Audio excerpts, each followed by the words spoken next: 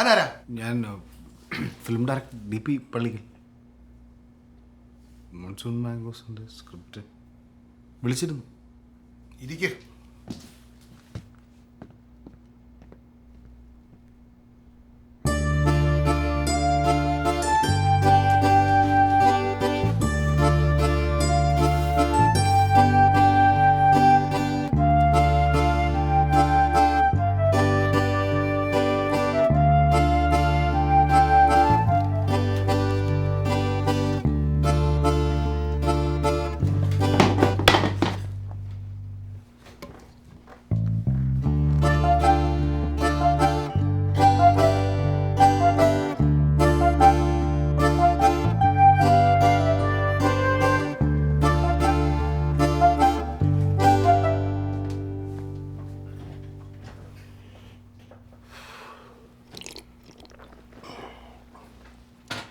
എന്ത് തേങ്ങാന്നാ പറഞ്ഞേ? മാങ്ങകൾ, മൺസൂൺ മാംഗോസ്.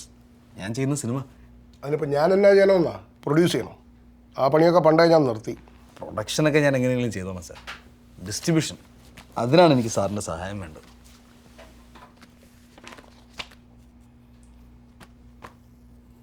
ഡെപ്ത് കുറവാ. അത് 2-3 സീനും കൂടെ ചേർക്കാനുണ്ട്. അതും കൂടെ വരുമ്പോഴത്തേക്കും ശരിയായിക്കോളും. ആ, കുറച്ച് തുണ്ട് കയറ്റിയാൽ ശരിയാവും.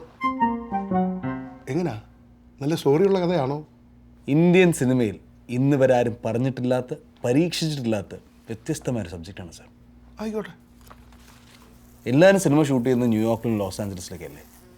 നമ്മുടെ ഈ കഥ നടക്കുന്നത് അമേരിക്കയിലെ ഒരു കൊച്ചു ഗ്രാമത്തിലാണ്.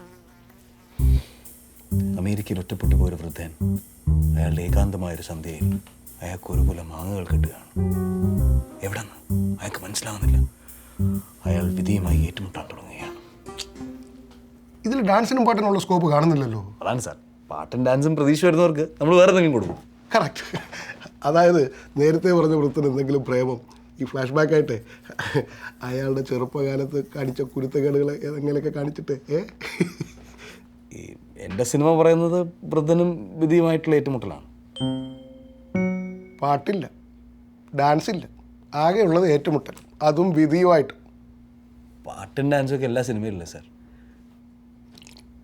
ജനങ്ങൾ പ്രതീക്ഷിക്കുന്നത് വളരെ ക്ലാസിക് ആയിട്ടുള്ള സിനിമയാണ്.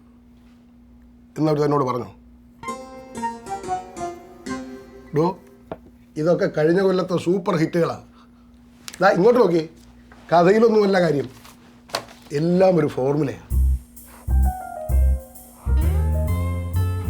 ആദ്യം ഒരു പ്രേമം, പിന്നെ പാട്ട്, ഡാൻസ്, പിന്നെ സ്റ്റണ്ട്, പിന്നെ ലേശം നഗ്നത. എന്താ സാർ നഗ്നത? അല്ല, ആരാ നായിക?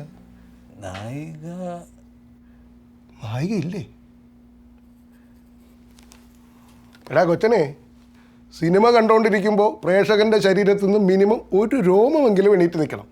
അല്ലെങ്കിൽ 4 ആൾ അറിയുന്ന ഒരു സ്റ്റാർ വേണം. ഇതൊന്നും ഇല്ലാണ്ട് ഇതൊരുമാതിരി ഓണത്തിന് ഉണക്ക റൊട്ടി വിളമ്പുന്ന പോലെ ഇരിക്കും.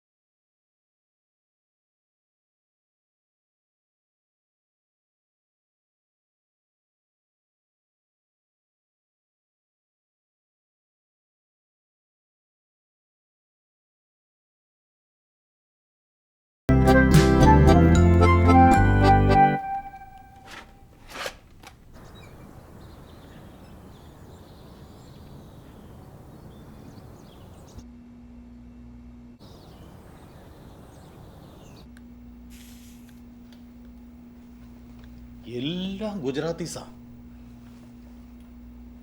ചീസും പഞ്ചസാരയൊക്കെ ആണെങ്കിൽ പൗണ്ട് കണക്കിനാ ചിലവാണത്.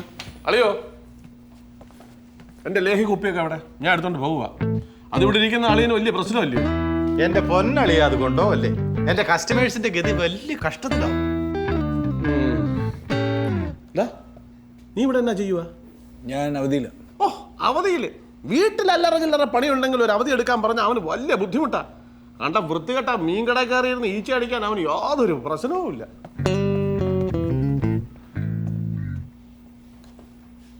ഇത് മാറ്റിയിട്ട് പുതിയൊരെണ്ണം വാങ്ങിക്കൂടെ? എടാ, കമ്പ്യൂട്ടർ ആണോടാ കൊച്ചെ നമ്മുടെ പ്രശ്നം? നീ എങ്ങനെയെങ്കിലും കുറെ കസ്റ്റമേഴ്സിനെ കയറ്റാനുള്ള വഴി ആലോചിക്കുക. അളിയോ, ഈ ലേഹ്യം എല്ലാം കൂടെ മീൻപട്ടിയുടെ പുറത്താണോ വെച്ചേക്കുന്നത്? ഓ, ആ മീനിന്റെ വൃത്തികെട്ട നാറ്റമല്ല ലേഹ്യത്തിൽ കയറിയോന്നാ. ആ ലേഹ്യത്തിന്റെ നാറ്റം ആ മീൻ വലിച്ചു കയറ്റിയോന്നാ എന്റെ സംശയം. സംശയം.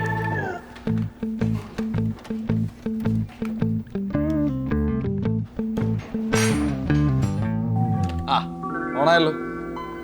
ആ, ഇപ്പൊ കണ്ടോ? എടാ, പഴയതാണേലും അതിന്റെ പെർഫോമൻസ്. പതുക്കെ ഒപ്പിച്ച് വെച്ചിരിക്കുക. ആ സ്ക്രൂ ഡ്രൈവറിങ് എടുത്തുണ്ടോ?